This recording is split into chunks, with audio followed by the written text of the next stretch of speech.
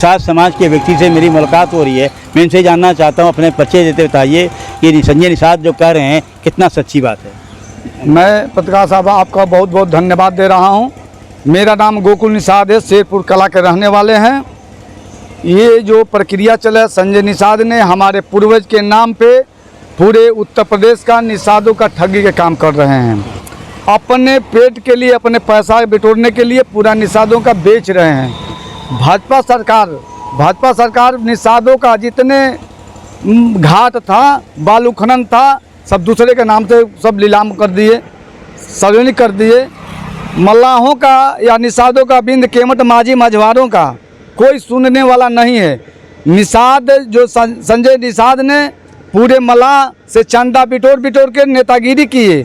नेतागिरी करने के बाद में पैसा बिटोर रहे हैं, इकट्ठा सारे निषादों को बेच रहे हैं पूरा प्रदेश में, पूरा उत्तर प्रदेश में अपना देख रहे हैं। निषादों का कहीं कुछ नहीं। इस बार ऐसा किया जाएगा कि एक भी सीट नहीं निकलेगा। सीधा का सीधा माननीय धरती पुत्र मुलायम सिंह यादव का देन है कि उत्तर प्रदेश में माननीय मुलायम सिंह यादव, आज स्वर्गीय मुलायम सिंह यादव चले गए, भले ही जहाँ आए थे वहाँ चले गए।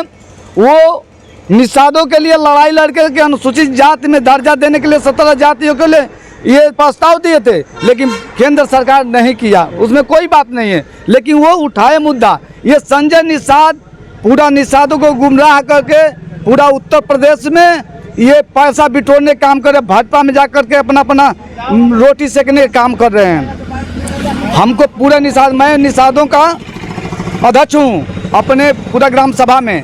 इनको लोग से मिले, हमरा जैसे लोग, हम तो चाहते हैं कि माननीय अखिलेश यादव जी से मुलाकात हो, इनकी धज्जियाँ स्टेज पर होकर धज्जियाँ उड़ा जाए। बकरी बेचकर, मछली बेचकर इनको चंदा दिया जाता था, आज निषादों को ये बेच रहे हैं, पूरा बीजेपी में जाकर के बेच रहे हैं। अब मुद्दा आ रहा है, कह रहे हैं कि अच्छा दिन आएगा। अरे क्या अच्छा दिन आएगा? उत्तर प्रदेश में गाजीपुर जनपद में घूसखोरी चल ही रहा है। हॉस्पिटल में जा रहे हैं, बच्चा पैदा करा रहे हैं, तमाम पैसा 2-2 हज़ार 4-4 हज़ार गरीबों से सब ले रहे हैं। पैसा बाहर से दवा लिख रहे हैं, सारे अल्ट्रासाउंड लिख ले बाहर से लिख रहे हैं, कह रहे हैं कि विकास हो रहा है। कुछ विकास नहीं है। जहाँ जाइए तहाँ पैसा की जरूरत है। जात प्रमाण पत्र बनाने जाइए, पैसा लग रहा है।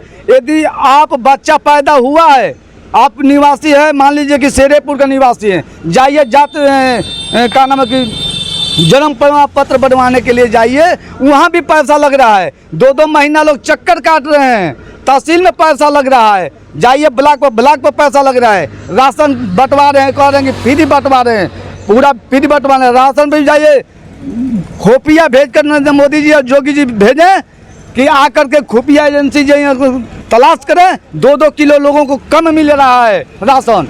कहीं ये अच्छा सरकार नहीं है। ये माननीय अखिलेश यादव का देन है, पूर्वांचल का, उन्हीं का देन है। बनवाए, भले ही जोगी जी बनवाए, मोदी जी बनवाए।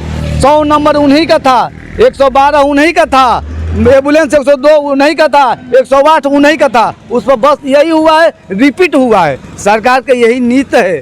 सरकार के, अरे मान लेते हैं कि चुनाव आयोग कर रहा है, चुनाव आयोग ये कहें कि नहीं भाई बैलेट पेपर पर हो जाए, मशीन हटा दिया जाए, जिसको वोट मिलेगा वो जीते, जिसको नहीं मिलेगा ना जीते।